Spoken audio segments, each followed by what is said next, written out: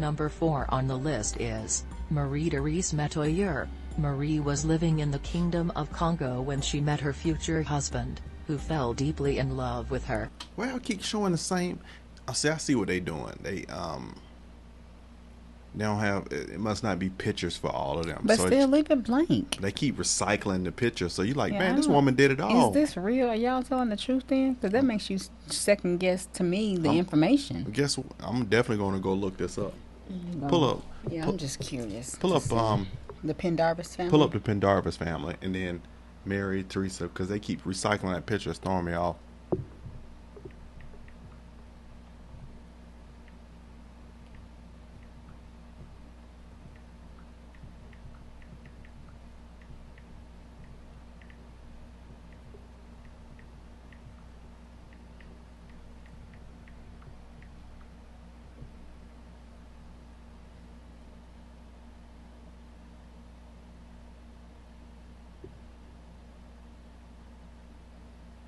Okay, it look legit by that first.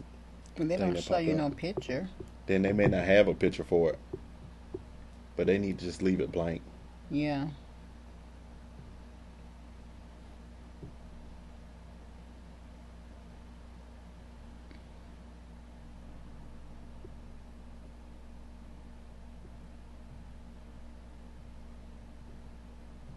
Okay, some of these looks like they don't have pictures. Yeah, they're recycling a lot of the pictures because they don't have photos of them. All right, let's keep going. Okay.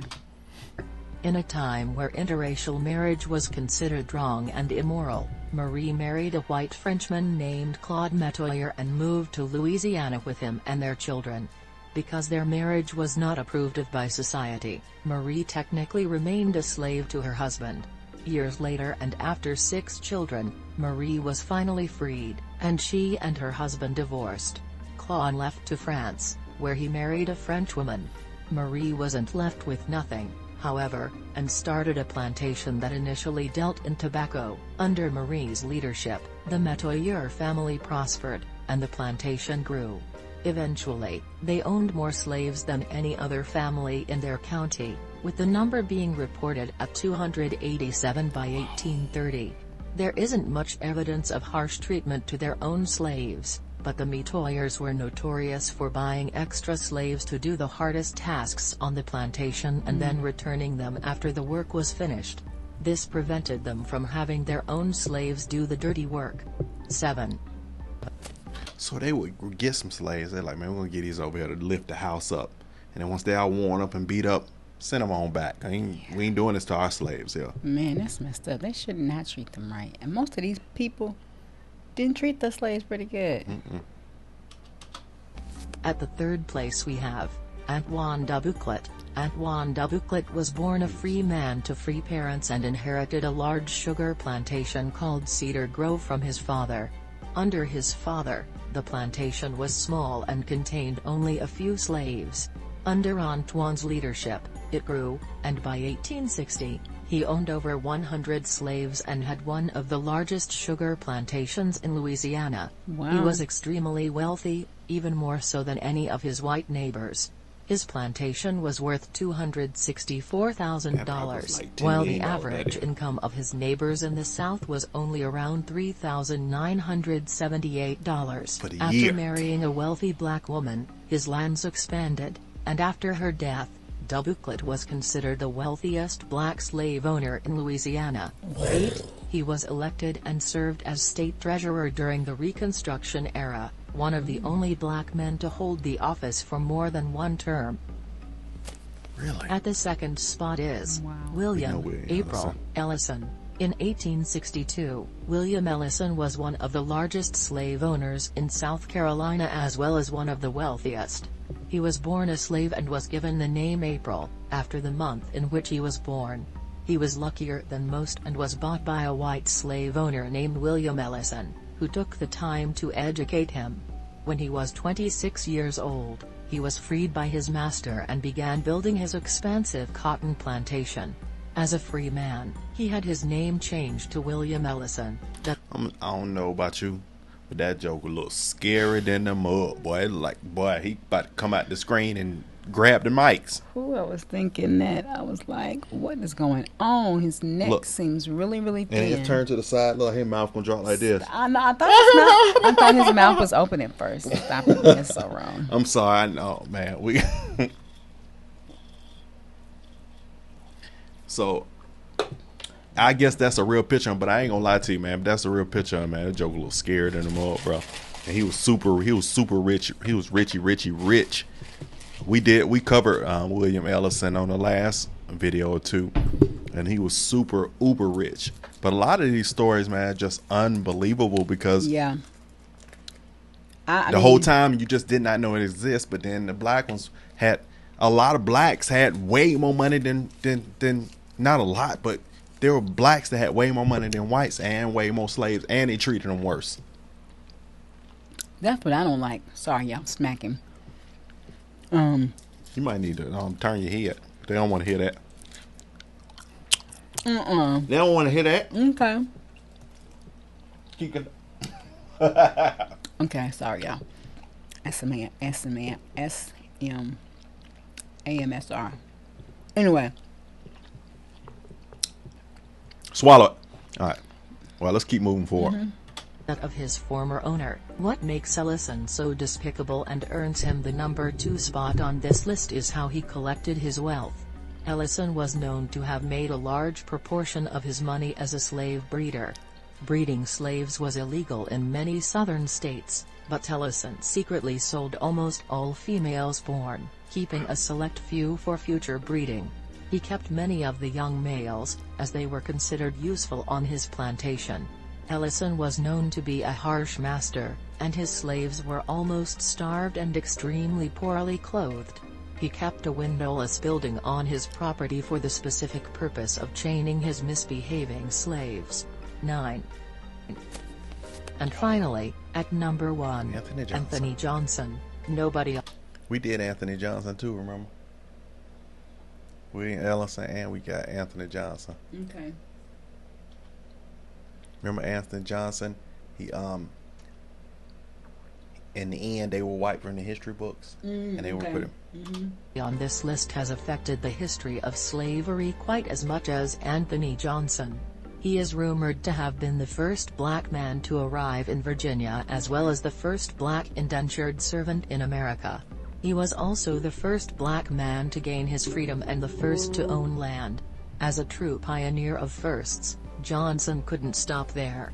Ironically, he became the first black slave owner, and it was his court case that solidified slavery in America. Aubrey Henderson is a recent graduate from Francis Marion University and has a BA in English. In 1635, Johnson was freed and given a 250-acre plantation where he was master over both black and white servants. In 1654, Johnson sued his neighbor in a case that would change America's history forever. Johnson's servant, John Casser, claimed he was an indentured servant who had worked several years past the terms of his indenture for Johnson and was now working for Johnson's neighbor, Parker. Johnson sued Parker, stated that Casser was his servant in perpetuity, and the courts ruled in his favor. Casser had to return to Johnson, and the case established the principle in America that one person is able to own another person for the rest of their life. 10. Thanks for watching. If you enjoyed this video and would So out of all of them, it was just one, really, I think, slave owner that wasn't treating the slaves harshly. I don't remember which one it was, but I remember hearing that they weren't really known for mistreating the slaves. No, that was only one. But the problem was, it was still mistreatment. What they would do, they might not be mistreat them like some of the other black slave owners, but they were going, like that, take that family, they would go hire them, go do the worst kind of task, and then send them back all beat up and messed up. You got a whole spine sticking out your back saying, I want to return this one. That's messed up. Well, I mean, why would they treat them even more harsh? They didn't care nothing. They were freed, black, and rich. They cared nothing else about the other Lord blacks, and that that hadn't changed today. And I wonder, that hadn't changed today. That's well, obviously, that's the same mindset that carry on today, especially on the celeb level. I don't think always. I don't think not all wholeheartedly. No, but I think that it's ain't been changed. a shift. I don't think that's changed much from the upper blacks looking down on the lower blacks and man, look, you can look at it in the music. Look what they talking about, man. I'll take your girl. I'll rob your mama. Y'all lame. Y'all ain't got no money like me. Y'all you know what I'm saying? To me, I think that's the same thing to a level.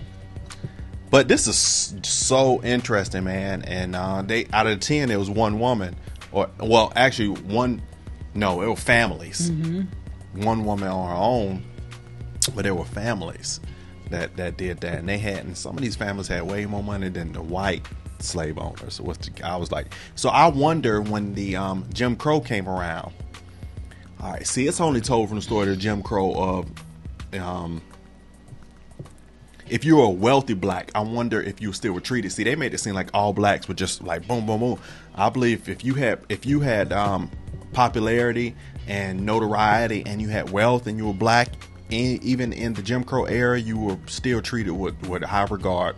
Even with the Klan, they wouldn't mess with certain people. Like, I just don't. Now that's what it shows me, because if that happened then, they could be rich black and have slaves. Then it wasn't no much difference even when Jim Crow came along. I don't know. The stories that's told us online make it seem like, man, you're just walking down the street, just driving down the street, and the Klan come after you. No, but that's not true. That's what's showed to you. Yeah, I don't know much history. I mean, I know a little about the Klan. The Klan. Yeah. I believe there was still what a known, no, we don't mess with this family, or no, we don't mess with these people. You know, it wasn't everybody. I don't believe everybody was on the fence. I believe some people were off the hook. They didn't have to abide by that. Okay. Wealth and notoriety in the area. I don't know. Was that the Johnson family? He went to the court. See, we didn't even think as black people you going to the courthouse and requesting that you get this document and go to this court. Then, hey, that's my slave. Well, nobody would thought people had that kind of power. Anyway, I thought this was so interesting. This was. I still don't like how they treated the slaves, but it is what it is. All right, like, comment, subscribe. Don't take a nosedive, but comment down in the section below if you want some. If you want some more. See you in the next video, guys. Deuce. Appreciate you.